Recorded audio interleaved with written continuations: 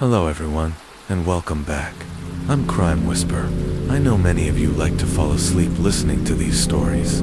So before you drift off tonight, take a second to leave a comment letting me know where in the world you're listening from. And if you've been enjoying the episodes, please consider liking and subscribing. It really helps more than you know. Alright, now that we're cozy and comfortable, let's take a deep breath, relax, and begin tonight's case. Case begins Christian Aguilar disappearance. Tonight's story takes us to Gainesville, Florida. It was day 8 in the search for a missing student from the University of Florida, a search that had quickly grown into a large-scale effort. Over 100 people joined in, combing the area for any sign of him. His name was Christian Aguilar. Christian was just 18 years old, a bright, quiet freshman who had recently started his journey studying biomedical engineering. He had earned a scholarship to the University of Florida and was described by his brother as introverted at first, but warm, funny, and incredibly charismatic once he opened up back home. His parents, Carlos and Claudia, were proud of him, and according to Carlos, he had never seen Christian happier than he was lately, and that was largely thanks to Erica Freeman. Erica wasn't just his girlfriend, she had been his friend for years. They had known each other since high school. When they finally became a couple, they were inseparable. Erica called them soulmates. She truly believed they would get married someday. September 20th, 2012, seemed like any other day. After finishing her classes, Erica texted Christian, asking if he wanted to meet up. It was part of their routine, but something was off that day. Christian didn't reply, and that was unusual. At first, Erica told herself maybe he was busy or had his phone on silent, but as the hours passed with no answer, she started to worry.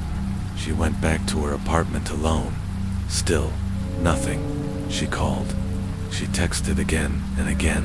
Eventually, well into the night, around 4 a.m., panic set in. Erica reached out to Christian's childhood friend, Pedro Bravo. The two boys had gone shopping the day before. Pedro answered the phone. He told her they had parted ways that afternoon, and he hadn't heard from Christian since, still frantic. Erica did the next logical thing. She called Christian's father, Carlos, who was more than 300 miles away in Miami. Maybe he had heard from his son, but he hadn't. And what worried him most was how completely out of character this behavior was for Christian. Carlos and Claudia got in the car and drove straight to Gainesville. By morning, on September 21st, Erica and Pedro were sitting in front of Officer Timothy Peake at the University of Florida Police Department. They were there to report Christian missing. The trio, Christian, Erica, and Pedro, had all known each other from their days at Doral Academy in Miami. Erica and Pedro had even dated briefly in high school, but the relationship ended before college. While Pedro had struggled emotionally with the breakup, he too had moved to Gainesville to start college, and the three had seemed to be friends again. What Pedro didn't know, though, was that Christian and Erica had become more than friends. They had decided to keep their relationship quiet for a while. Worried about how Pedro might react, Erica told police something that raised red flags. Christian had struggled with depression in the past. That alone was enough to prompt a deeper investigation. Police immediately checked Christian's apartment. Everything was perfectly in place. No signs of a struggle. Nothing disturbed. So they brought in Erica and Pedro for more detailed interviews. Pedro told investigators that the previous day, he and Christian had gone off campus in Pedro's car. Christian got a flu shot, and then they headed to Best Buy to shop for a CD. Afterward, they stopped for lunch at Zaxby's. Pedro claimed he ate, but Christian didn't. He said they had gotten into a heated argument in the car. Pedro said Christian wanted to get out, so Pedro let him out somewhere, near a wooded area, on a street he couldn't quite name. He said he drove home afterward. Feeling guilty, Pedro said he tried calling Christian, but got no answer. He told police he couldn't sleep that night, worried about his friend. "I was afraid," Pedro told officers. What if something happened to him? What if he's lost out there right now? He doesn't have a good sense of direction. Carlos, Christian's father, had also called Pedro, desperate for information. Pedro admitted to him. We argued, and I dropped him off. He was just trying to help me. I've been going through a rough time, and now I don't know what I'm going to do if I can't get him back. Pedro tried to describe the area where he'd left Christian, but the location he described was known to police for all the wrong reasons. Crime, drugs, danger. Not a place to be alone, especially at night. Detectives began combing through local surveillance footage. Security cameras at Best Buy confirmed Pedro's story to a point. On the afternoon of September 20th, at around 3 p.m., footage showed Christian and Pedro browsing aisles, sipping coffee, and chatting. But after that moment, Christian seemed to disappear. Investigators pulled security footage from dozens of nearby businesses, homes, and street cameras, scanning for any trace of Christian. Nothing, not a single sighting of him after the Best Buy. In the next part of this story, we'll dive deeper into the investigation and what the police would discover that led them down a chilling path of deception, jealousy, and ultimately, the heartbreaking truth of what really happened to Christian Aguilar. But for now, take a moment to exhale, let your mind rest, and if you're still awake, thank you for joining me tonight. This has been the Crime Whisper. As always, if you're drifting off to sleep with these stories, I'd love to know where in the world you're listening from. Just drop a comment when you wake, and don't forget to like and subscribe. If you're enjoying this journey through true crime, now, let's settle in, get comfortable, and continue the story of Christian Aguilar. Case continues, investigation deepens as days passed. The search for Christian Aguilar grew more urgent. Volunteers in multiple police departments across Florida joined forces to find the missing University of Florida freshman. Over 100 people were now involved. Then, a break in the case. Surveillance. Footage from a local car wash didn't capture Christian, but it did capture someone else. Someone important, Pedro Bravo. This was a problem. Pedro had told police that after he and Christian argued, he dropped him off on the side of the road and went straight home. But there he was, caught on camera at 2 a.m., power washing his car. Police now had serious doubts about Pedro's story, so they brought him back in for more questioning, and this time, he told them more. Pedro revealed that he did know about Christian and Erica's relationship, despite their efforts to keep it quiet, and when he found out, he was furious.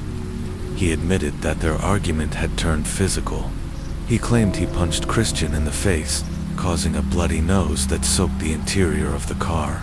After that, he said he kicked Christian out, leaving him on the roadside, barely conscious, and drove away. On September 24th, Pedro Bravo was arrested, not for murder, but for depriving a crime victim of medical care, a serious charge that allowed investigators more time to build their case.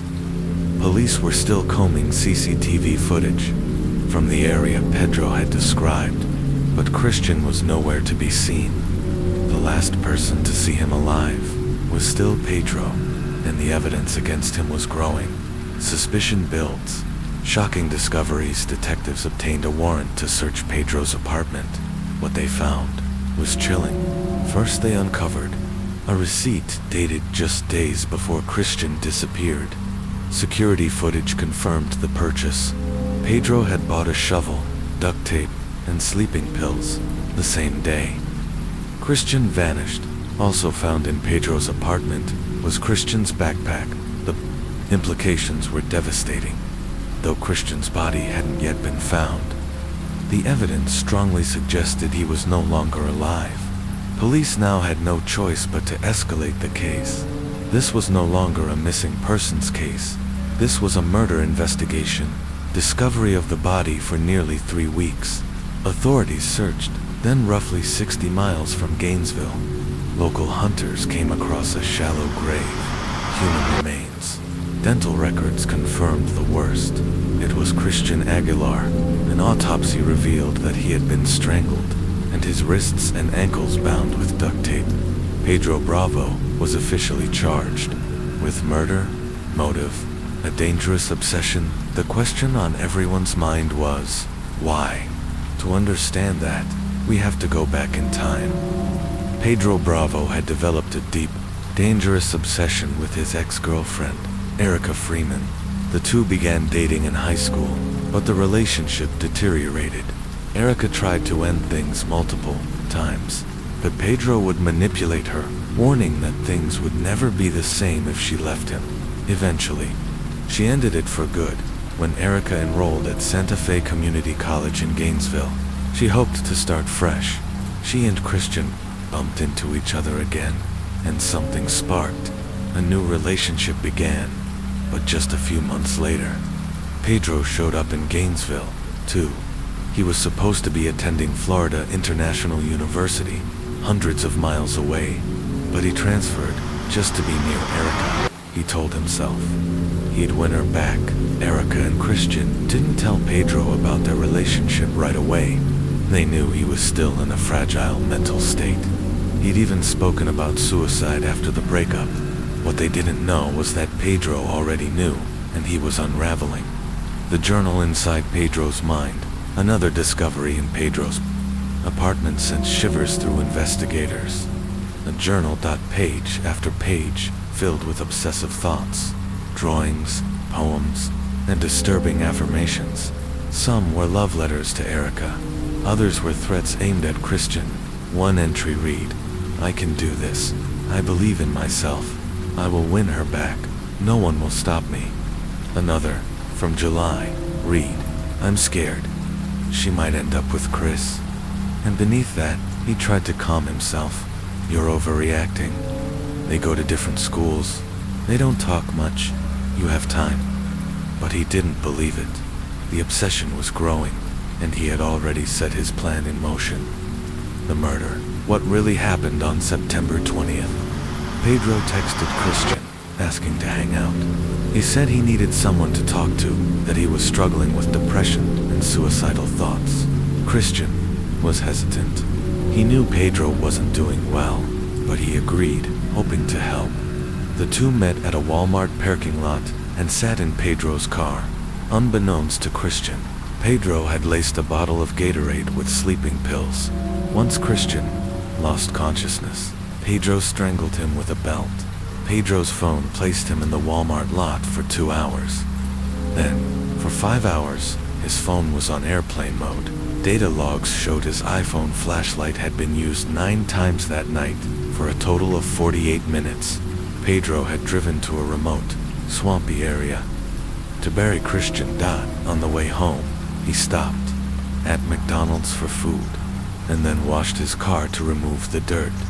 But soil was still found under the vehicle, and it matched the soil where Christian's body had been buried. The trial justice for Christian, in August 2014, nearly 2 years after Christian's murder. The trial of Pedro Bravo began. Pedro pleaded not guilty. The prosecution presented mountains of evidence, surveillance footage, DNA, Pedro's journal, and testimony from an unlikely witness. Pedro's former cellmate, Michelangelo, testified that Pedro had confessed everything. Pedro allegedly told him it took 13 minutes to kill him. He described backup plans, poisoned soda, a knife, if strangulation failed. Pedro even told his cellmate where he'd hidden the shovel, and police later found it beneath a wooden walkway near his apartment. Pedro's defense, a fragile story. Pedro eventually took the stand in his own defense. The only witness his team called, he admitted to punching Christian, claimed Christian's nose bled, and said he had dropped him off after the argument. He denied killing him. Pedro told the court that the duct tape was used to cover a crack in his car window. The shovel, he said, was bought to dig his own grave, part of a failed suicide plan. He claimed he had mixed painkillers and pesticide, but threw up before it could kill him. He said it was a sign from God, but the jury didn't believe him. After just 3 hours of deliberation, the verdict came in, guilty of first-degree murder.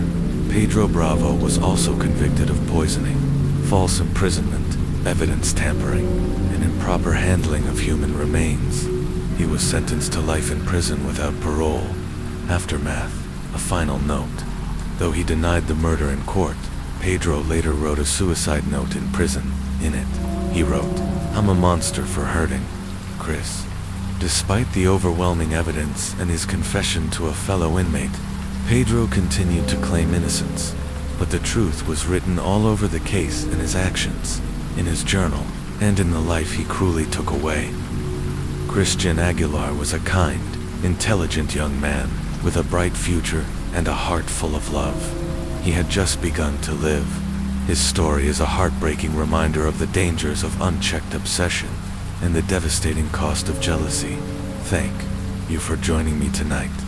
If you're still awake, I hope this story stayed with you, and if you've drifted off, I hope your dreams are gentle. This has been the Crime Whisper. Until next time, stay safe and sleep well. As always, I know many of you fall asleep to these stories, so before you drift off, I'd love to know where you're listening from. Leave a comment, and if you're enjoying these episodes, a like and subscribe would mean a lot. Now, get cozy, take a deep breath, and let's continue tonight's true crime story. The final words and farewell, Christian.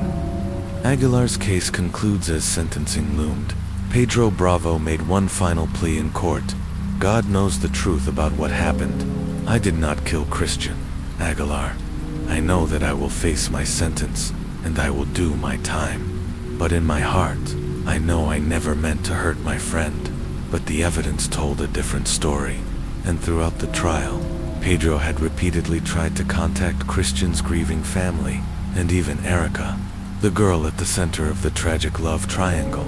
Upon hearing the verdict, Christian's father, Carlos Aguilar, stood and begged the judge to prohibit Pedro from ever contacting his family or Erica again, for the Aguilar's justice had been served. Carlos later said, "This verdict doesn't bring our son back, but it holds Pedro accountable. I made a promise to Christian at his burial that there would be justice. Today, I kept that promise." Christian Aguilar's funeral was held in Miami.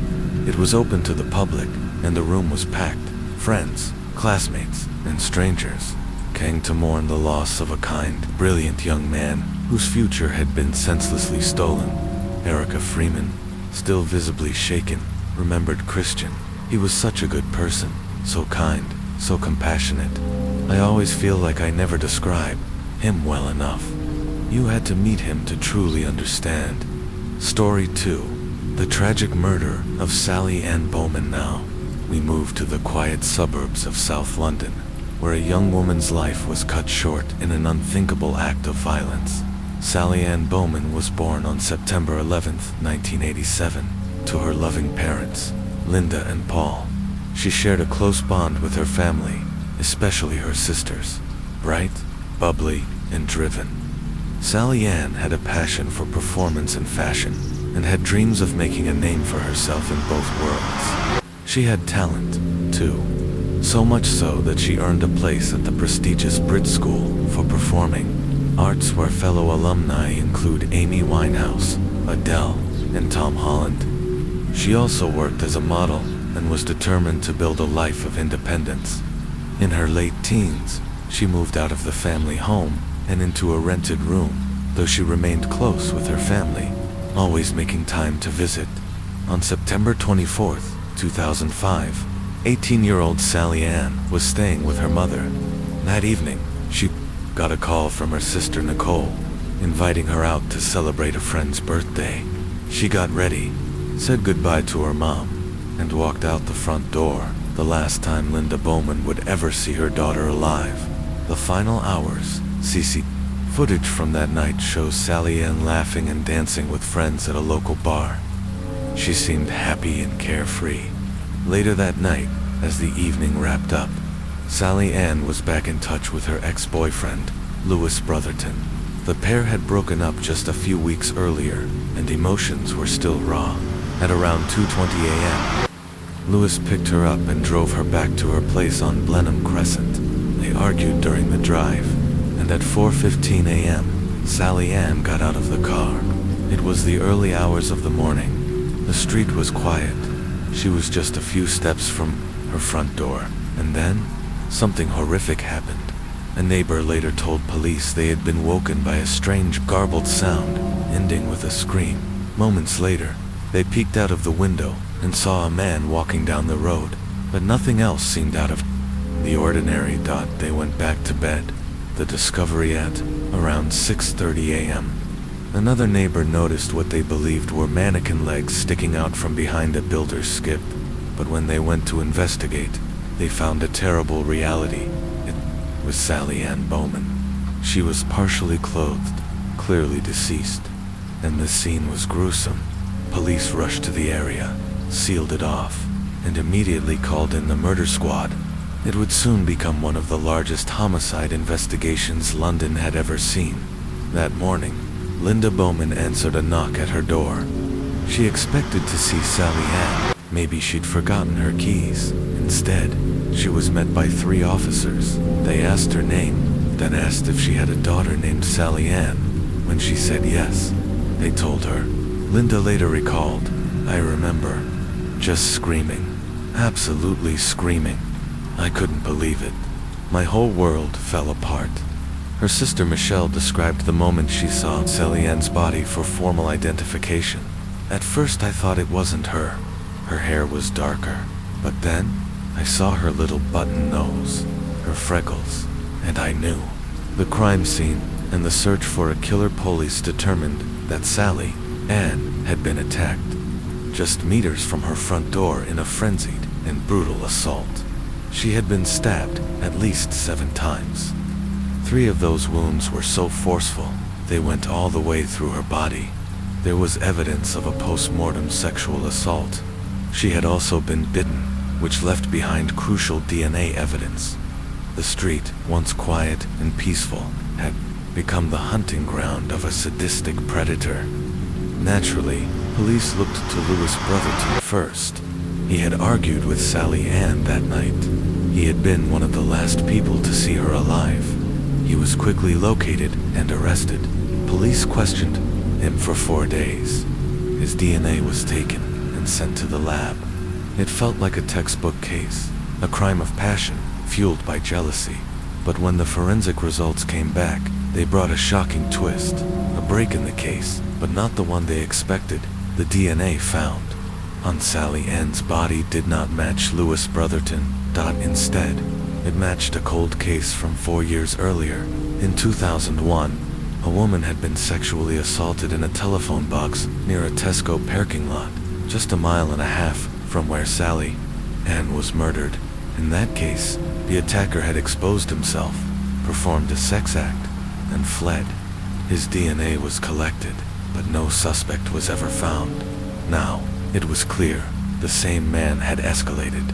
From indecent exposure to brutal murder, the pattern emerges even more chilling. Police discovered that less than an hour before Sally Ann's death, another woman had been attacked on Sanderstead Road. She was on her phone when a man came up behind her and said, "I'm sorry." Then he struck her. A taxi happened to pass by, likely scaring the attacker off. But before he ran, he snatched her phone, and whoever was on the other end of the call heard everything. The terrifying part, her screams didn't fade away, meaning the attacker was still nearby, possibly watching. Police now believed this same man was responsible for both attacks, and he was still out there. The manhunt begins. The second victim described the suspect, a white male, 20s to 30s, around 5 feet 9 to 6, tall, average build, with short dark hair. An EFIT composite sketch was released to the public. Tips flooded in, but the crucial break never came. Investigators returned to the strongest lead they had, the DNA. They believed the killer was local, someone who knew the area well, so they made a bold decision to conduct a mass DNA screening of the surrounding neighborhoods. They had to visit 6,000 homes. Each household was asked how many men lived there or had been staying there the night Sally Ann was murdered. In total, 4,000 men in the area matched the suspect's description. Police knew the killer likely wouldn't volunteer a sample, but they were hoping for a breakthrough through a relative, a father, a brother, someone whose DNA might match closely enough to narrow their suspect list. The hunt for a killer. The break in the Sally Ann Bowman case. 6 months after the brutal murder of Sally Ann Bowman, the investigation was stalling. Despite their efforts, police were running out of leads, and fear was growing among the people of South Croydon. The thought of a violent killer, still roaming the streets, capable of striking again, left the community gripped with terror. In March 2006, detectives made a bold decision. They returned to the EFIT composite image of the man believed to have attacked a woman just an hour before Sally Ann's murder. A man they were now confident was the same person who had taken her life. This time, police also released a new EFIT image tied to a 2001 sexual assault case and a telephone box sand incident that had left behind the same DNA profile found on Sally Ann. The original victim had never completed an EFIT sketch at the time, but now, officers hoped she could provide more details. Along with the updated images, a press conference was held. It was an emotional one. After consulting with Sally Ann's family, police publicly described the level of violence used in her murder, urging the public to come forward with any information, however small. Despite new leads trickling in, each one hit a dead end, until, finally, a break, a bar fight, and a DNA match about 20 miles away. In Crawley, a man was watching a World Cup football match at a local pub. It was England versus Trinidad and Tobago, and tensions were high. The man had been drinking heavily and got into a heated argument with another customer. The disagreement spilled into the street, where CCTV cameras captured the scuffle. Police intervened, arrested the man, and took him into custody. His name was Mark Dixie, a 35-year-old pub chef. Though the charge was minor, officers noted his demeanor during questioning as odd, emotional, tearful, far beyond what seemed normal for a drunken bar fight. Nevertheless, he was released on bail, but, as is standard practice, police had taken his DNA. 12 days later, the results came in. It was a match. The DNA found on Sally Ann Bowman, the DNA that had stumped investigators for months, belonged to Mark Dixie, on the run and back again by the time police made the match. Dixie had already fled the country, traveling to Amsterdam to avoid arrest. For 3 months, he remained in the Netherlands, but after falling out with a landlord, he quietly returned to the UK and resumed working as a chef in a pub kitchen, the same address he'd given police. The night of his arrest, given the risk lives within arm's reach, a predator now confirmed officers surveilled the area, waiting for the right moment. It came sooner than expected. Mark Dixie walked out the side entrance of the pub, just as officers were preparing to move in. He was calmly apprehended. One officer placed a hand across his chest to stop him from running. The officer later recalled, "I could feel his heart beating under my hand. It never changed. He was eerily calm. The only words Dixie said were, 'I must have been mad to have done that.'" He was arrested and charged with the murder of Sally Ann Bowman, the man behind the mask but who was Mark Dixie. Born in Streatham in 1970, Dixie had a deeply troubled childhood. His parents separated when he was just 18 months old. He later took his stepfather's surname, adopting one of 5 known aliases throughout his life. As a teenager, he was sent to a children's home. His criminal record began early and grew long. Crimes committed before DNA collection became mandatory. In 1986, he robbed a woman at knife point. In 1987, convicted of robbery again. In 1988, sentenced for indecent assault and actual bodily harm. In 1989, caught for indecent exposure. In 1990, he assaulted a police officer, but his crimes didn't stop at the UK's borders. Australia. The forgotten victims. In 1993, Dixie moved to Australia. There, his violence escalated. In 1998, he broke into the home of a 19-year-old Thai student in Perth, wearing a stocking over his head and armed with a knife. He stabbed her 7 times, then sexually assaulted her. Miraculously, she survived. In 1999, just months later, he ambushed a jogger near Bunbury. Nude and hidden in a bush, he jumped out and demanded she perform a sex act. He was fined just $750. In April 1999, Dixie was deported from Australia, back in the UK. He blended into society, piecing it together in the months following his arrest. UK investigators worked tirelessly to trace Dixie's movements leading up to Sally Ann's murder. They learned that on the night of September 24, 2005, his birthday, he had gone out drinking with friends at a pub, just yards from Sally Ann's home. Friends later described a shift in his behavior after a phone call with his partner. He returned withdrawn, angry, and intoxicated. Later that night, he went to stay with 2 female friends nearby, but he didn't stay in. Police believe that, between 2:30 and 3:30 a.m., Dixie left the house with a knife, intent on finding a victim. They suspect he first attacked a woman on Sanderstead Road, but fled when interrupted. Fueled by rage and frustration, he turned onto Blenheim Crescent, and there, he found Sally Ann. She had just exited her ex-boyfriend's car, only meters from her front door. She was in the wrong place, at the wrong time. The aftermath, and the trial horrifyingly, investigators believe Dixie hid near her body, waiting to see if neighbors would emerge. When no lights came on, and no one came out, he returned to sexually assault her post-mortem. He then returned to his friend's house and slept on the sofa, acting as if nothing had happened. In 2008, Dixie stood trial at the Old Bailey. His demeanor was cold, detached.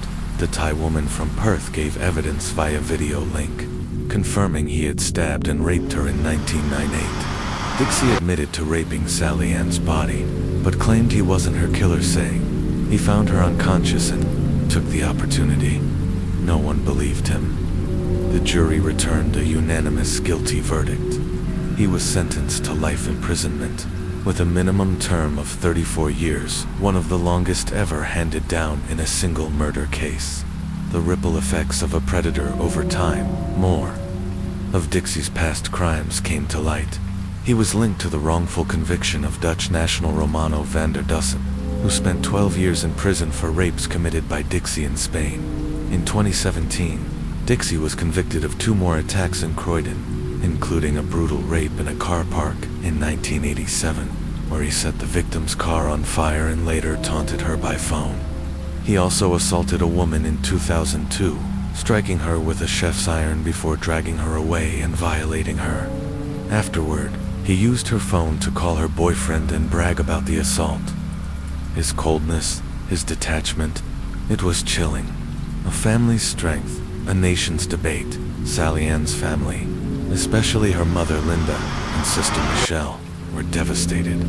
Michelle said, "You wake up, and for a second, everything's okay. And then, it hits you. The nightmares never stop."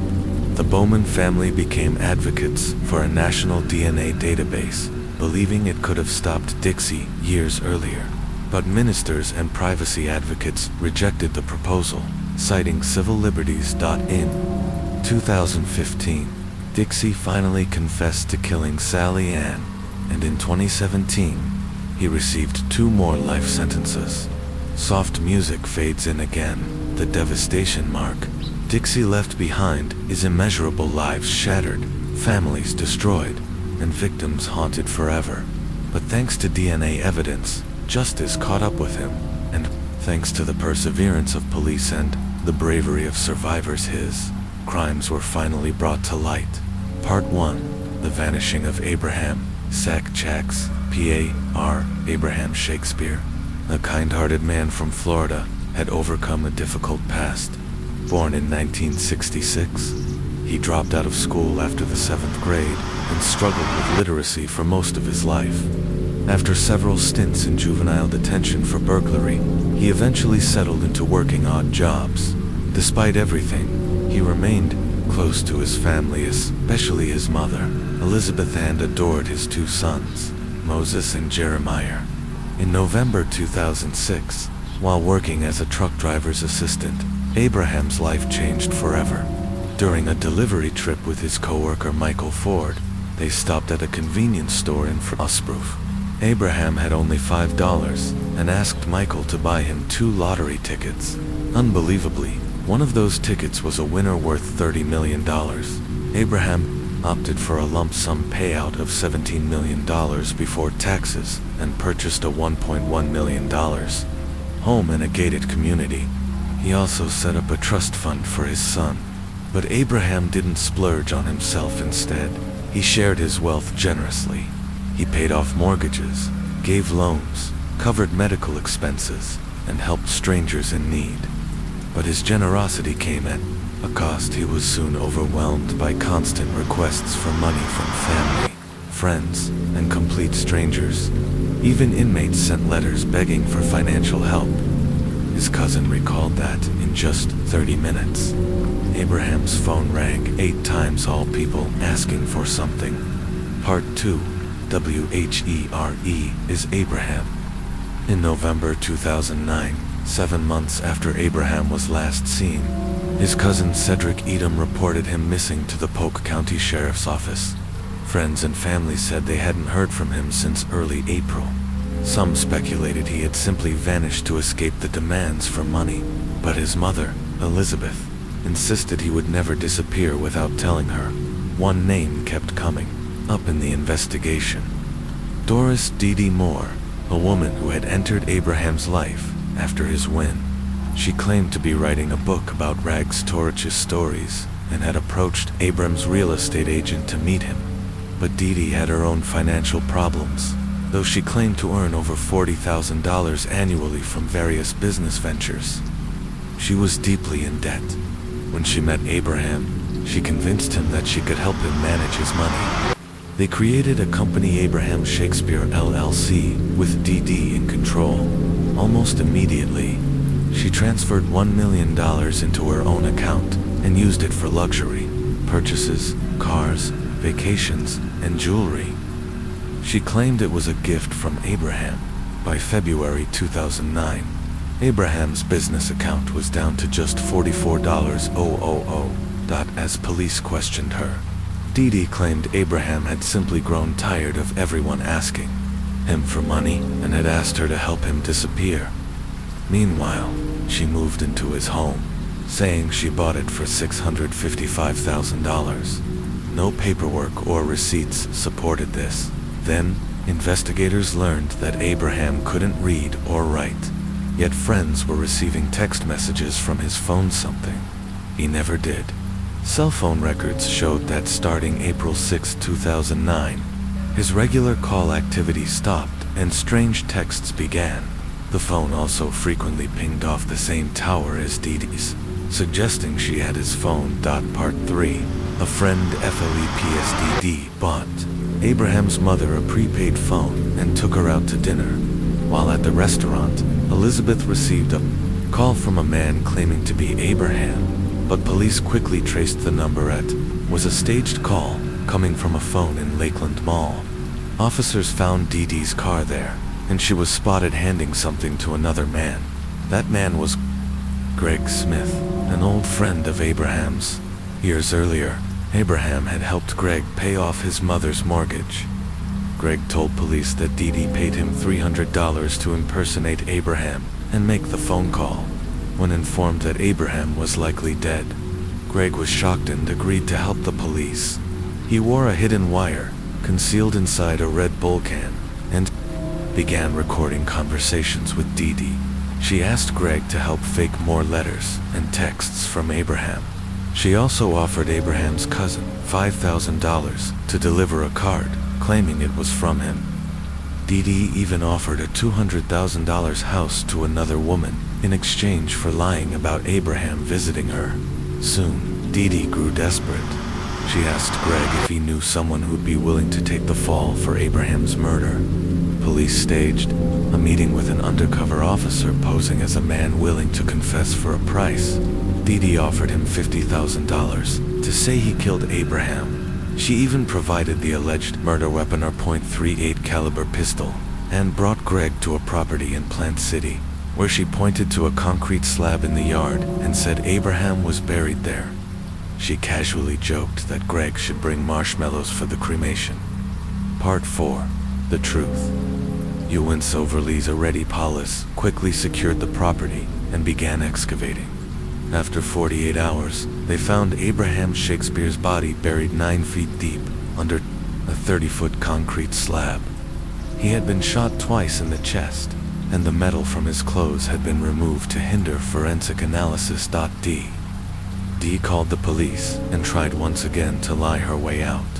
She said a mysterious man named Ronald had killed Abraham during a drug deal gone wrong, but police had already caught her mentioning Ronald during a previous wiretap.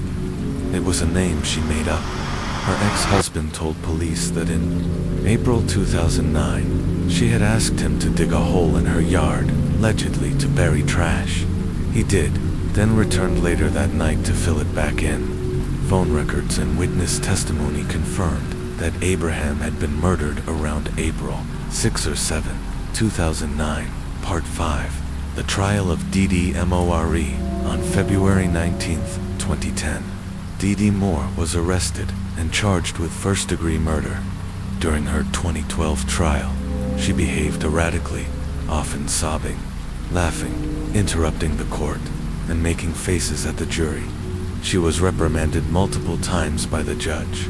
The prosecution presented overwhelming evidence, surveillance footage of Dee buying gloves, duct tape, and plastic sheeting, testimony from witnesses she tried to bribe, and the mountain of lies she told. At one point, she even claimed her 14-year-old son had shot Abraham to protect her. After just 3 hours of deliberation, the jury returned a unanimous verdict: guilty. Dee Moore was sentenced to life in prison without parole, plus an additional 25 years for using a firearm during a felony. Judge Emmett Battles called her the most manipulative person this courtroom has seen, and said, Abraham Shakespeare was your prey and your victim. Money was the root of all the evil you brought into his life. Epilogue. A life and Abraham Shakespeare wanted to help others. His kindness was his greatest virtue and his greatest vulnerability. His tragic death serves as a warning about the predators who hide behind smiles and empty promises. His mother, Elizabeth, said it best. You wake up for a moment thinking everything is okay, and then it hits you. He's gone. Dee Moore remains incarcerated at Lowell Correctional Institution. She continues to file appeals, change her stories, and maintain her innocence. In 2019, Dee wrote a handwritten letter to a judge, begging for a new trial. In it, she apologized to Abraham Shakespeare's mother and the prosecution, but crucially, she still took no responsibility.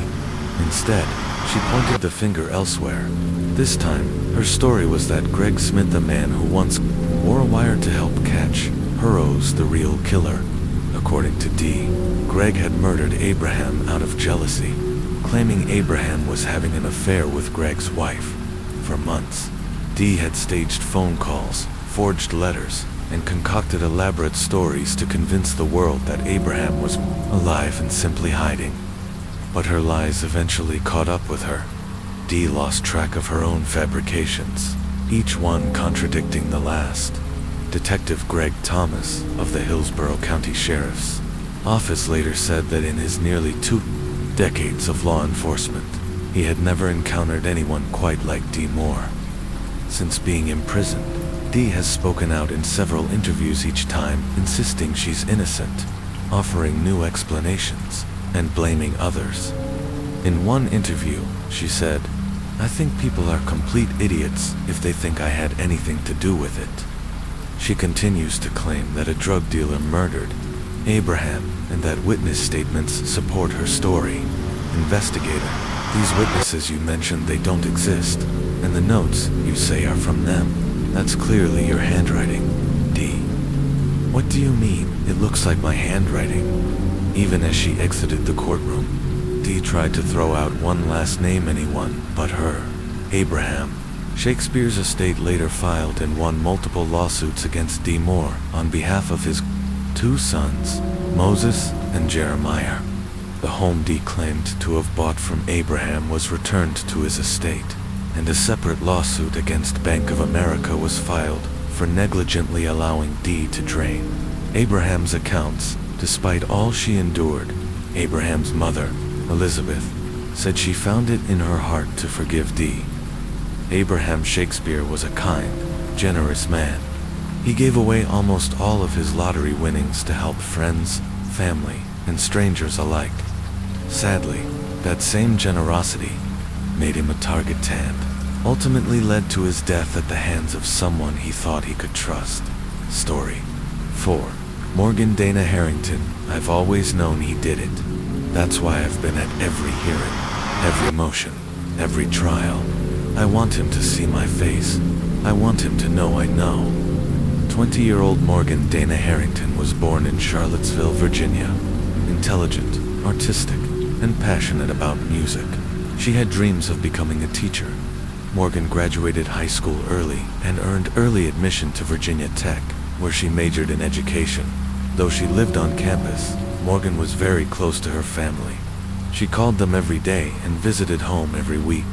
On October 17, 2009, Morgan and 3 friends drove to John Paul Jones Arena at the University of Virginia to attend a Metallic concert. She had been looking forward to the show for months. The tickets pinned to her refrigerator. Sometime during the warm-up act, Morgan told her friends she was going to the bathroom. 20 minutes passed, and she hadn't returned. At 8:48 p.m., her friends called her. Morgan answered, saying she'd been locked out due to the arena's no re-entry policy. She told them not to worry, she'd find her own way home. Morgan had no cash, no car keys, and was unfamiliar with the area. Witnesses later reported seeing her around 9 p.m. in 2 nearby parking lots. At 9:30, she was spotted on the Copley Street Bridge, disoriented, shivering, and with a visible abrasion on her chin. She appeared to be hitchhiking. That was the last confirmed sighting. The next day, Morgan was supposed to study with her father, Dan, when she didn't show or respond. 2 calls. Her parents became alarmed. They learned from Morgan's friends that she had been separated from them and was last seen outside the venue later that morning. Around 7 a.m., a lacrosse player found Morgan's purse near a taxi pickup area. Her student ID, debit card, and a hip flask were inside. Soon after, her phone with the battery removed was discovered nearby. 3 weeks later, a student walking near his apartment found a blood-stained t-shirt discarded in some bushes. It matched the one Morgan had been wearing the night she vanished. On January 26, 2010, a farmer walking through his 700-acre property discovered human remains.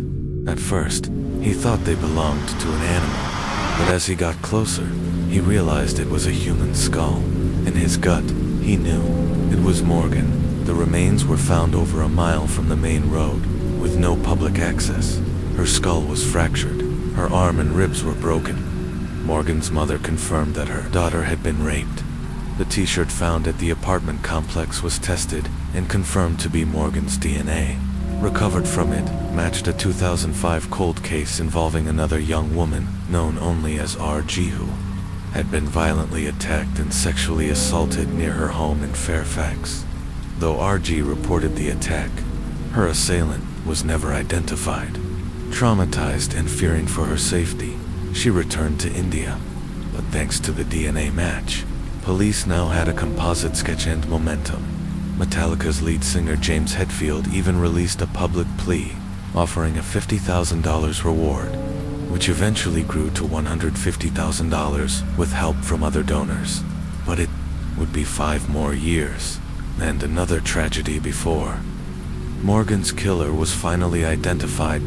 Coming up in the next segment, the murder of 18-year-old Hannah Graham, the discovery of a serial predator, and the chilling link to both Morgan and RG's cases. Let me know if you'd like the rephrasing to continue with the Hannah Graham segment. or adjusted in any other way more concise, split by chapters, etc. Here is a rephrased version of the script you provided. It's streamlined for podcast narration, clearer, more engaging, and organized for pacing and dramatic effect. Narrator, D. Moore, remains incarcerated at Lowell Correctional Institution. Over the years, she's filed multiple appeals, changed her version of events repeatedly, and still insists she's innocent. In 2019, she wrote a handwritten letter to the judge, pleading for a new trial. She apologized to Abraham Shakespeare's mother and even to the prosecution, but crucially, she didn't accept any responsibility. Instead, she blamed someone else. This time, Dee claimed it wasn't drug dealers who murdered Abraham, it was Greg Smith. She alleged Abraham was having an affair with Greg's wife, and that jealousy had driven Greg to kill him. Dee had spent months orchestrating lies, pretending Abraham was still alive, making fake calls, forging letters, inventing sightings. But eventually, her stories collapsed under their own weight. She simply couldn't keep track anymore. Detective Greg Thomas of the Hillsborough County Sheriff's Office said that in nearly 2 decades on the force, he'd never encountered anyone quite like Dee Moore. Even from prison, Dee has given time sticking to her story, or rather, a story. She's said, "I think people are complete idiots if they think I had anything to do with it." She's insisted there are witnesses who back her up, that a mysterious drug dealer was the real killer. But when investigators reviewed what she claimed were their statements, they noticed something strange. These witness notes, they look exactly like your handwriting. Dee replied, "What do you mean that looks like my handwriting?" Eventually, Dee was sued by Abraham's estate on behalf of his 2 sons, Moses and Jeremiah. The home she claimed to have bought from him was returned to the estate. They also sued Bank of America for enabling Dee to drain Abraham's accounts without proper oversight. And through it all, Abraham's mother, Elizabeth, found the strength to forgive her. Abraham Shakespeare was generous to a fault. He gave away nearly all of his lottery winnings to friends, family, and even strangers. He wanted to help his community. Tragically, that goodwill made him vulnerable and it cost him his life. He trusted the wrong person, but those who loved him continue to honor his memory. Story 4. The disappearance of Morgan Harrington. I've always known he did it. That's why I'm at every hearing, every motion. I want him to see me. I want him to know I know. Morgan Dana Harrington was 20 years old when she vanished. Born in Charlottesville, Virginia, Morgan was a gifted student, passionate about music and art. She dreamed of becoming a teacher. After finishing high school early, she earned early admission to Virginia Tech. On October 17, 2009, Morgan and her friends drove to the John Paul Jones Arena to attend a Metallic concert. She was ecstatic. She'd had the tickets pinned to her fridge for 6 months. During the warm-up act, she told her friends she was heading to the bathroom. She never came back. At 8:48 p.m., they called her. Morgan told them she'd been locked out due to the arena's no re-entry policy. She said she'd find her own way home. But Morgan had no money, no phone battery, and no key. She'd left everything with her friends. Around 9 p.m., witnesses spotted her in various campus parking lots. Then again at 9:30 p.m. on the Copley Street Bridge. She looked disoriented and cold, with an abrasion on her chin. She was seen sticking out her thumb, apparently trying to hitch a ride. Then nothing. Morgan was supposed to meet her parents the next day for study prep. When she didn't show and wasn't answering calls, Dan and Jill Harrington became alarmed. They called her friends and learned Morgan never returned after going to the bathroom. That same morning, a lacrosse player found her purse. It had her student ID, her license, a debit card, and a flask. Later, her cell phone, its battery removed, was found nearby. Her friends began receiving criticism for letting her leave alone, but her parents defended them. Don, they are not to blame. She wasn't 7 years old. An Amber Alert wouldn't have even been triggered. Jill, This isn't about blame, it's about finding her. The community launched a massive search. Over 1,600 people volunteered. 3 weeks later, a student found a blood-stained shirt in the bushes near his apartment, just a short walk from the arena. Police confirmed it was the same shirt Morgan had been wearing the night she disappeared. Still, there was no sign of her. Then, on January 26, 2010, a farmer walking through his 700-acre property spotted something on the ground.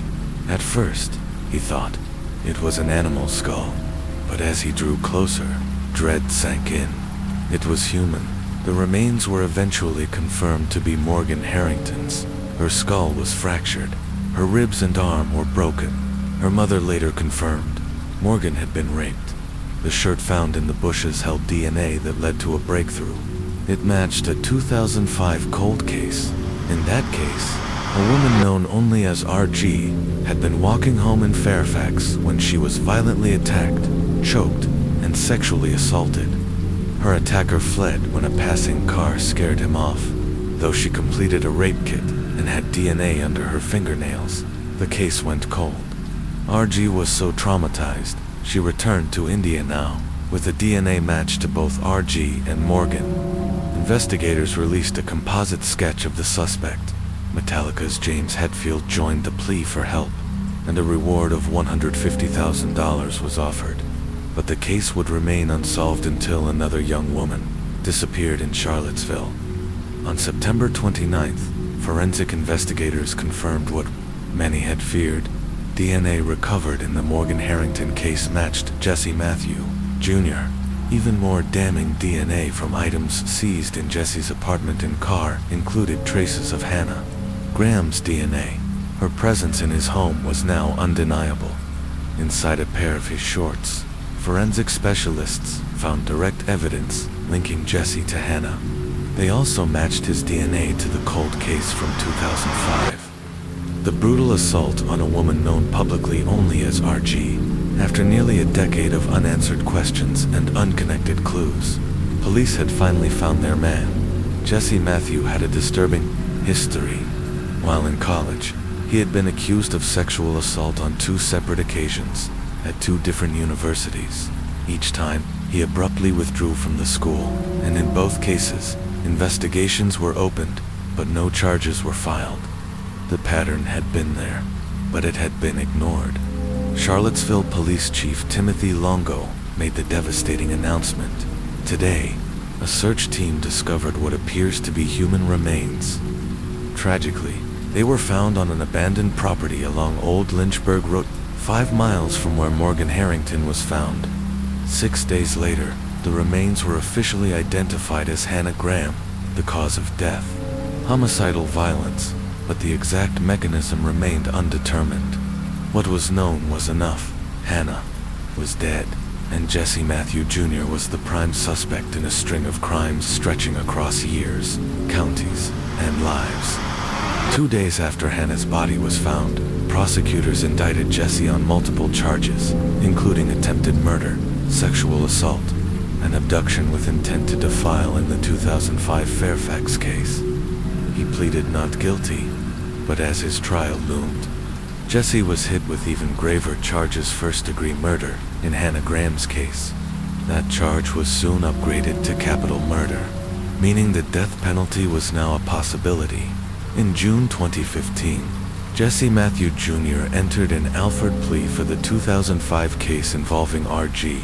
He still maintained his innocence but acknowledged the prosecution had enough evidence to convict him. It was a strategic move, one that resulted in a conviction on all charges. 3 months later, prosecutors announced Jesse would also be charged with first-degree murder and abduction in Morgan Harrington's case. Investigators believed Jesse had likely lured Morgan into his car the night she disappeared, under the guise of offering a ride. It was a predatory act, targeted, opportunistic, and cruel. During one court appearance, Morgan's mother, Jill Harrington, did something unexpected. She walked over to Jesse's mother and gently took her hand. "It was the right thing to do," Jill said later. "I hold no animosity toward his family. They did nothing wrong. In October 2015, Jesse was sentenced to 3 life terms for the attack on RG months later. In March 2016, he accepted a plea deal, pleading guilty to the murders of both Hannah Graham and Morgan Harrington in exchange for avoiding the death penalty. He received 4 more life sentences, all without the possibility of parole. Both families supported the decision. The alternative, a long, painful, and public trial, was something none of them wanted.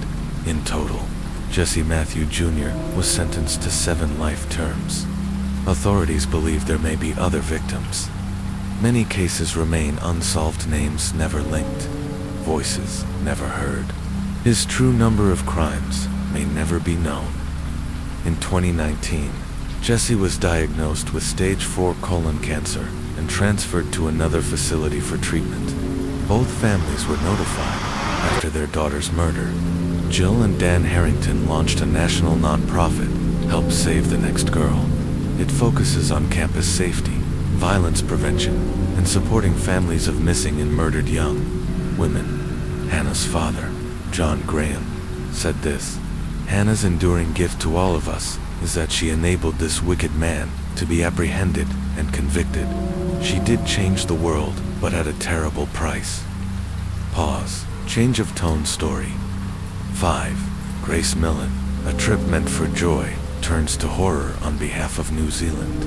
"I want to apologize to Grace's family. Your daughter should have been safe here and she wasn't. I'm sorry." That was New Zealand Prime Minister Jacinda Ardern addressing the public in December 2018. Following a tragedy that shocked the nation, Grace Emmy Rose Millen was 21 years old when she left her home in Essex, England, to backpack around the world. She had just completed her degree in advertising and marketing at the University of Lincoln.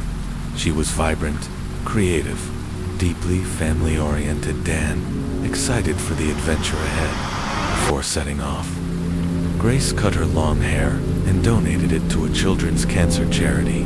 It was just who she was: compassionate, kind, thoughtful. She spent weeks traveling through Peru and South America before arriving in New Zealand. On November 19, 2018, 11 days later, she checked into the base backpackers hostel in Auckland, planning to enjoy her final stretch before flying home. On Saturday, December 1st, Grace made plans through Tinder to meet a man she'd matched with. Initially unsure, she agreed after some conversation. They met at Sky CD, a popular complex of bars and restaurants. She messaged her friend Amina in the UK. "I click with him so well.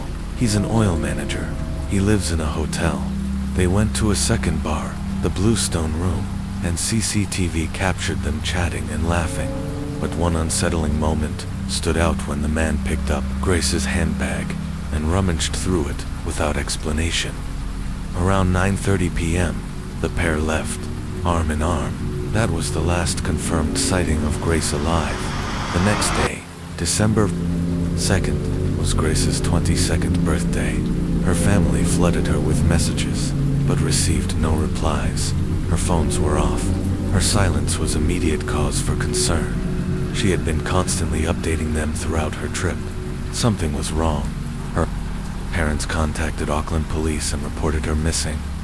At first, there was no indication of foul play. Grace's belongings were still in her hostel. Maybe she'd stayed with a new friend.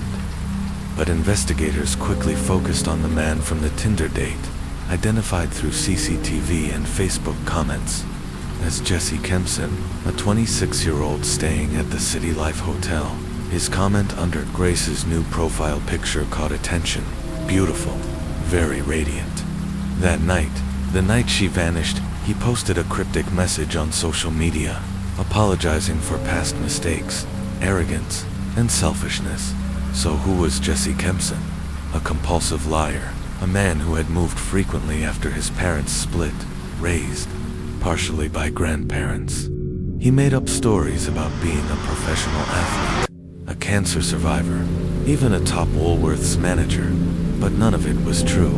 His rent at City Life was being paid through state benefits. His last job sales had ended due to lies and misconduct. That very night, December 1st, 2018, he met Grace. When questioned, Jesse told police the date ended with a kiss on the cheek and a plan to meet again the next day. He said he messaged her later, but discovered she had unmatched him on Tinder. That, according to him, was the end of it. But the CCTV from the hotel told a different story. Grace had felt uneasy. The encounter wasn't going how she expected. She declined Jesse Kempson's offer to get into his car and made her own way back to the hotel. But Jesse wasn't done moving. Later that same night, he returned to the city and rented a Rug Doctor carpet cleaning machine, claiming he needed to clean up red wine stains. Then, at around 9:30 p.m., hotel security footage showed him loading 2 large suitcases onto a trolley and wheeling them to the red Toyota Corolla he had rented earlier that day. The next morning, at 7 a.m., cameras caught Jesse purchasing a shovel. 2 hours later, he was seen power washing the rental car, scrubbing it meticulously before returning it to the hire company. The car was soon handed off to another unsuspecting customer. That same day, December 5th, the day Grace was officially reported missing, Jesse was seen visiting multiple rubbish bins around Auckland, dumping items methodically. Police, by now, were closing in. They arrived at the City Life Hotel, where Jesse was staying, just as officers approached the front desk. Jesse himself walked through the entrance, saw the police, and immediately turned around, avoiding eye contact and walking swiftly in the opposite direction. But it was too late. Officers followed him and quickly brought him in for questioning. He still denied everything, claimed the night had ended normally. But police weren't convinced, and a thorough forensic search of his hotel room began. That same night, police made a public appeal. We are looking for 22-year-old Grace Millen, last seen on December 1st at around 7:15 p.m. 2 days later, Grace's father, David Millen, arrived in Auckland and made an emotional plea. Grace is a lovely, outgoing, fun-loving daughter. She's never been out of contact for this long. She usually speaks with her mother, myself, or her 2 brothers every day. We are extremely concerned. The nation watched, heartbroken. The police revealed that they had spoken to a person of interest, though they didn't yet name Jesse publicly. But behind closed doors, the investigation was moving rapidly, and the evidence was building. By December 8th, Jesse was formally taken into custody. During this second interrogation, his story changed completely. We were talking about 50 Shades of Grey, he said. She wanted to try rougher sex. She asked me to hold her throat. He claimed they had sex involving choking and bondage. Then, he said, he took a shower, fell asleep, and woke up to find Grace dead. He panicked. He stuffed her body into a suitcase and buried her in the woods. I didn't know what to do. I went downstairs. I was just, I don't know, all over the place. The detective pressed him. Did you kill Grace Millen? You are under arrest for her murder. The forensic team's search of Jesse's hotel room revealed what he had tried to hide. Blood was soaked deep into the carpet, despite his attempt to clean it. Based on what Jesse had revealed, officers searched an area along Scenic Drive near the Waitakere Reservoir, and at 7 p.m. they found her. Grace's body was 10 yards from the road, buried in a shallow grave. That night, police made a heartbreaking announcement. We can now confirm we have located a body that we believe to be Grace Millen. While formal identification is pending, we are confident this is her. The grief that followed was unimaginable. Detective Inspector Scott Beard, who led the investigation, was visibly shaken. Any parent in this situation will struggle. We've been putting a lot of support around the family. It's incredibly difficult. The tragedy shook New Zealand to its core. Thousands gathered for vigils across the country, laying flowers, lighting candles, holding one another. The pain was not just for Grace, but for every woman who has ever felt unsafe. Prime Minister Jacinda Ardern spoke directly to the Millen family. Your daughter should have been safe here, and she wasn't, and I am sorry for that.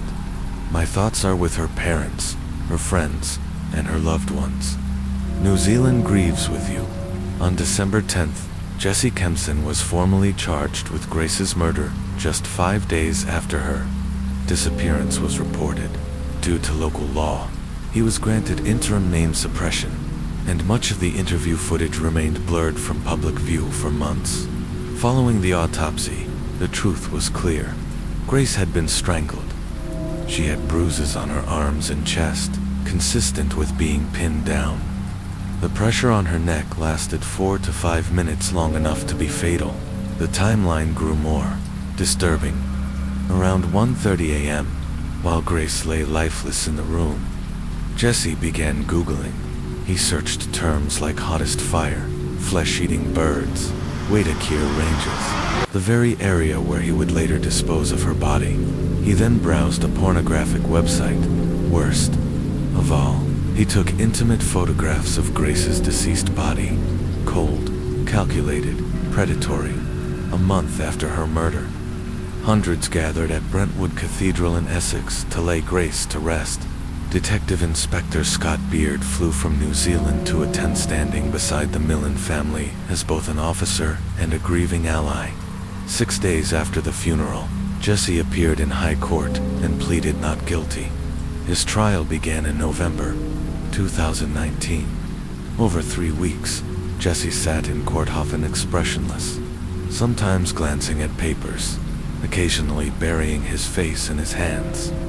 His defense argued Grace's death had been an accident. They said she had consented to rough sex, and Jesse had panicked when it went too far. This was not murder, they said. It was sexual misadventure, a tragic accident between 2 consenting adults. But the prosecution presented a different picture. This was not panic. This was deliberate deception. Jesse had lied, cleaned up the crime scene, hid the body, and then continued messaging other women on Tinder, even arranging another date. The prosecution came to court with a mountain of evidence and a clear message. This was not panic. This was not a tragic accident. This was deliberate. They told the jury that Jesse Kempson didn't just make mistakes, he crafted a maze of lies, each one designed to deflect attention, confuse the investigation, and hide a horrific truth. Grace had not died accidentally. She had been intentionally murdered, and her killer had gone to great lengths to cover it up. The courtroom fell silent as the prosecution laid it out plainly. In order for Grace Millen to have died, the man sitting before you had to have held her by the throat. He had to have continued holding her past the point of struggle, past the moment she lost consciousness. He had to carry on while she was limp, lifeless, and if that's not murder, someone will need to explain to me what is. On December 22nd, 2019, after just 5 hours of jury deliberation, the verdict was delivered. Do you find the defendant, Jesse Shane Kempson, guilty or not guilty of the murder of Grace Millen? Guilty. The courtroom erupted in emotion. Narrator pause. Shift to impact. Jesse Kempson was sentenced to life in prison, with a non-parole period of 17 years. The judge was direct. You are a large and powerful man. Grace was diminutive. She was vulnerable. You exercised total physical dominance, and you ended her life. Grace's family was devastated, but they stood strong. Her mother said, I torment myself every day over what happened to my Grace. The fear and pain she must have felt. Alone, in that room with you. I would have done anything to take her place. Her father David added, the verdict brings justice, but not peace. Our lives are forever broken. In court and in public, they thanked the Auckland police, the New Zealand people, and all those who had embraced Grace's memory. Narrator's steady, reflective tone, the case sparked national and international outrage, not only over the crime, but also over the way Grace was portrayed during the trial. Many criticized the defense's use of her sexual history, calling it grotesque victim blaming. The spotlight, they said, should have never shifted from the man who killed her. Even Kempson's own family had no defense for him. His stepbrother described him as a pathetic fantasist. He lied constantly about everything, and when the truth caught up with him, he collapsed, cried, and ran. Narrator building tension, but Grace Millen's murder wasn't the end of the story, because two more women, having seen Jesse's blurred image on the news, came forward. They recognized him instantly and they had harrowing stories to tell. In October 2020, Jesse faced the first of two additional trials, this time before a judge, without a jury. In that first trial, a former partner described years of abuse. She said Jesse had held knives to her throat, choked her, forced her into sex, axed and drained $10,000 from her bank account. He was found guilty on 8 charges and sentenced to 7.5 years in prison. The following month, in November 2020, Jesse went on trial, again this time for rape. The victim was a young British tourist he had met on Tinder 8 months before Grace's murder. She testified that he had forced himself on her, saying, "If you don't do this, I'll kill your family, and you know I will." Kempson was found guilty once again and given another 3.5 years, bringing his total to 11 years, which would run concurrently with his sentence for Grace's murder. When the judge read the final verdict, Jesse exploded in rage. "You're full of expletive. You have no reason to convict me." Narrator quieter tone in November 2020. Just weeks after the verdicts, tragedy struck the Millen family once more. Grace's father, David Millen, passed away after a battle with cancer, never truly recovering from the loss of his daughter. The following month, Jesse Kempson's name suppression was lifted by New Zealand's Supreme Court, ending his last-ditch appeal and exposing his identity to the public. He is still reportedly working on appeals related to both 2020 trials. Narrator, hopeful shift in the aftermath of such darkness. Grace's family turned their pain into purpose. They raised over £11,000 for the White Ribbon Campaign, a charity dedicated to ending male violence against women by educating men and boys.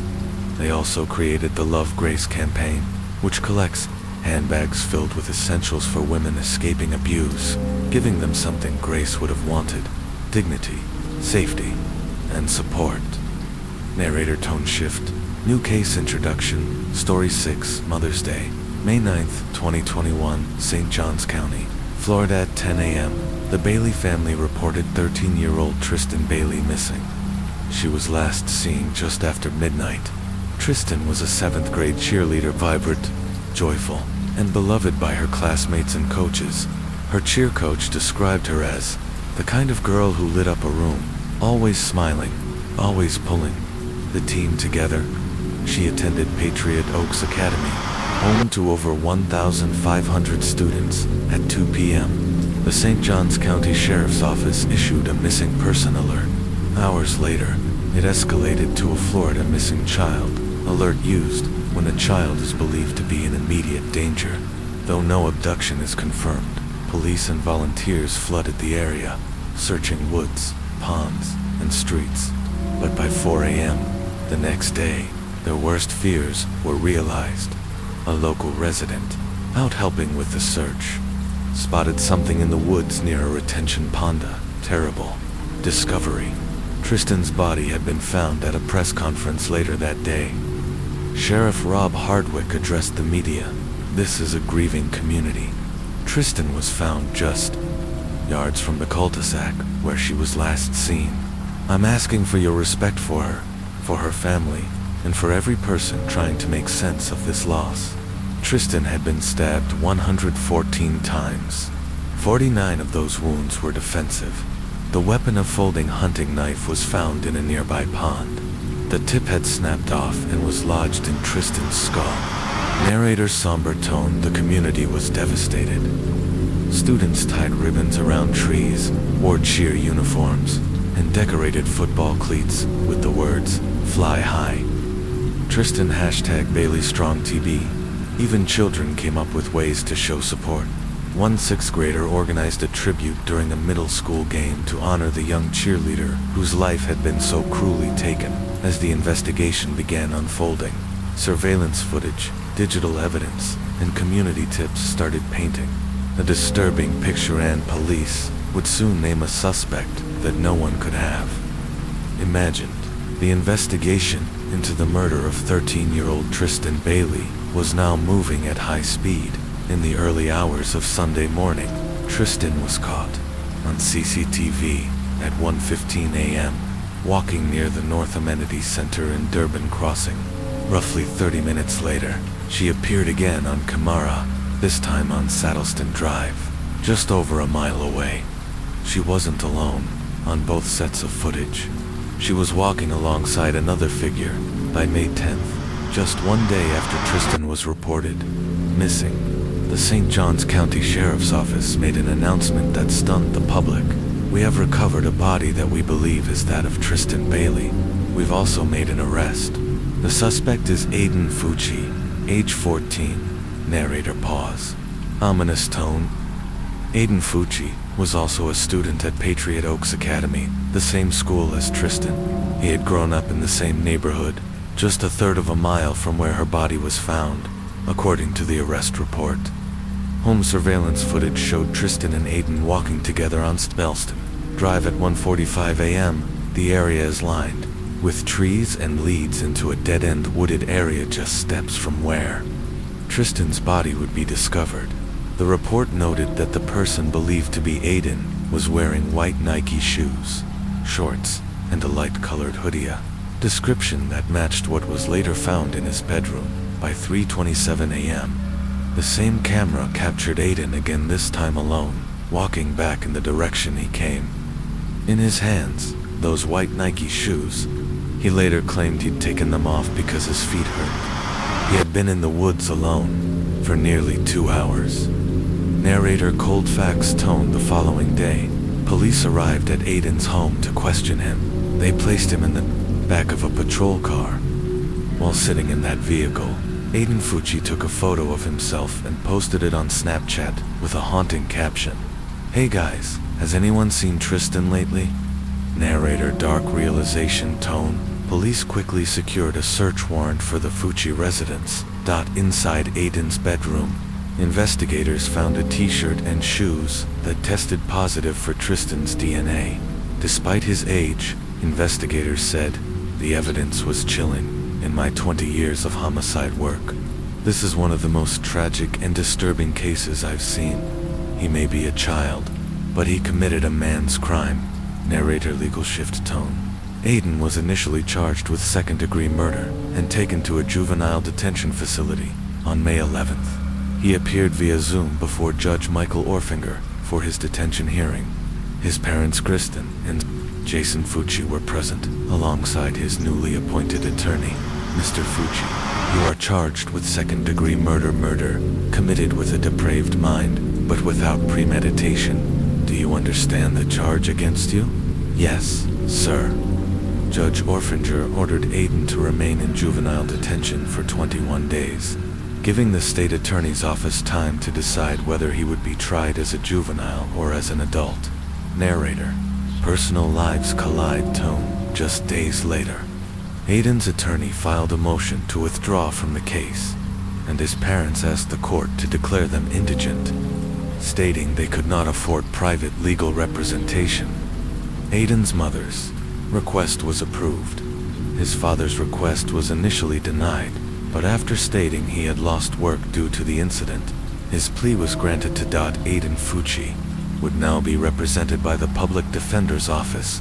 Narrator, emotional community tone. On May 18th, a celebration of life was held for Tristan at Celebration Church in Jacksonville.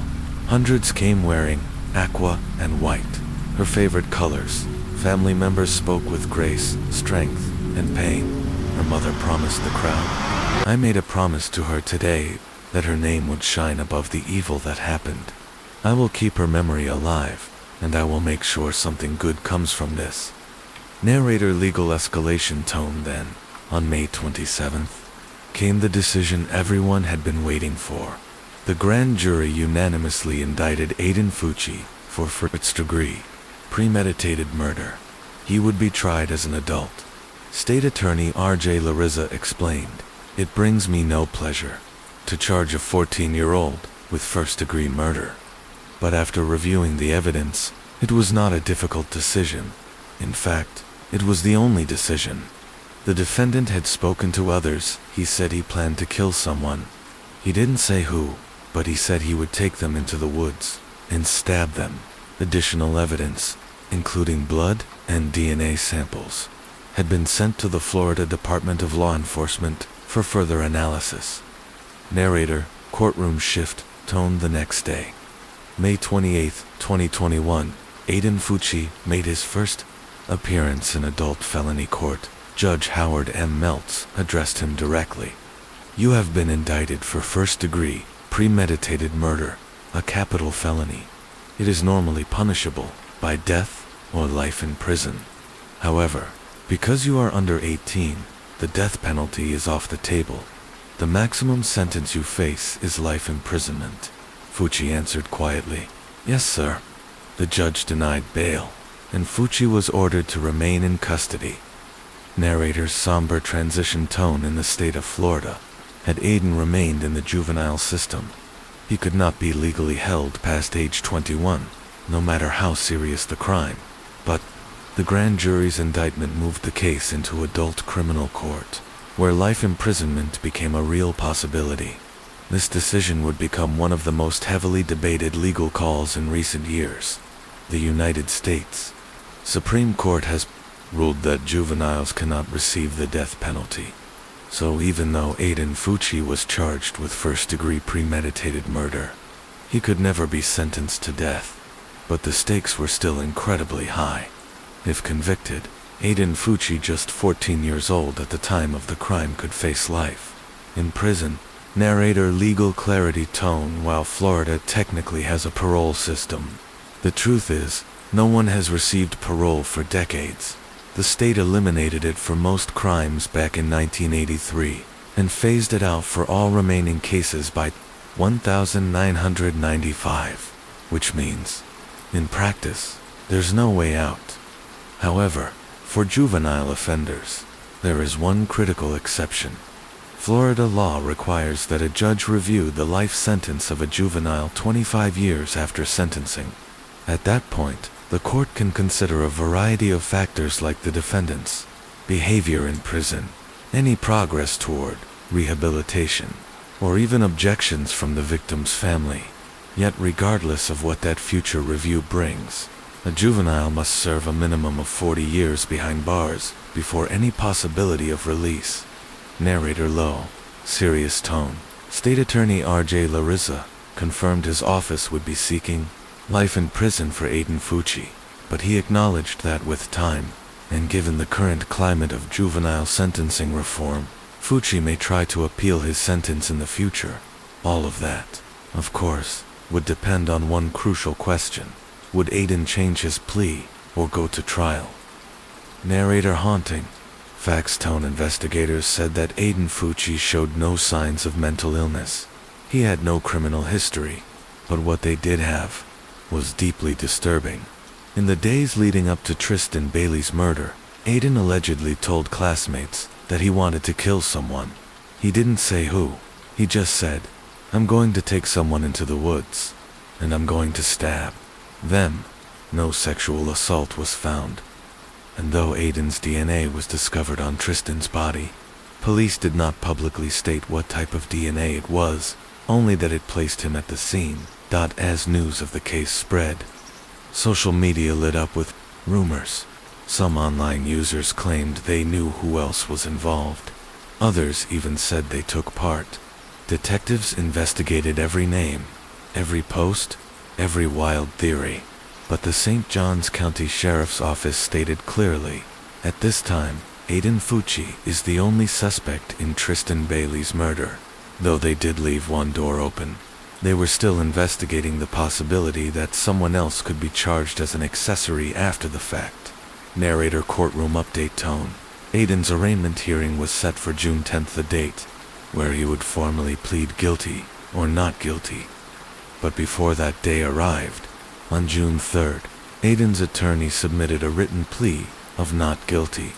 The case would move forward in adult felony court, and Aiden was transferred to Duval County Jail in Jacksonville, where he would be held without bond. Although there's a section for juveniles in the facility, Aiden was kept isolated from adult inmates. Narrator shocking tone. But Aiden wasn't the only one facing charges. On June 5th, Aiden's mother, Crystal Lane Smith, was arrested. She turned herself in at 11:50 a.m. that Saturday morning. Her charge: tampering with evidence, a third-degree felony in Florida. Narrator intense factual tone. According to the arrest warrant, investigators had reviewed surveillance footage from inside the Fucci home. What they saw shocked them. After Aiden was taken in for questioning on May 9th, his mother was seen on camera washing his blue jeans, the same ones he had worn the night of Tristan's murder. Forensic testing later confirmed the jeans had traces of blood, and the sink drain she used also tested positive for blood. Narrator, legal analysis tone. Legal expert Gene Nichols weighed in, saying, the mother's arrest likely took time because investigators were building their case. I doubt the sheriff's office is looking to imprison her long term. She was a mother, panicking, and she made some very poor decisions while trying to protect her child. Crystal Smith, just 35 years old, now found herself facing felony court proceedings, just like her son. Narrator reflection tone as rain fell across Florida and the skies darkened with grief. The Bailey family held tight to the memory of their daughter, a child full of spirit. A young girl who dreamed big, cheered loud, and brought joy to every room she entered. Narrator, closing tone, comforting. Thank you for being with me tonight. Cases like this remind us not only of the fragility of life, but of the choices that ripple outward, affecting families, communities, and entire futures. As you rest tonight, may we remember Tristan Bailey. May we find peace in the storm, and may we remain vigilant, even in the quiet. Until next time, stay safe, stay aware, and let the night watch over you.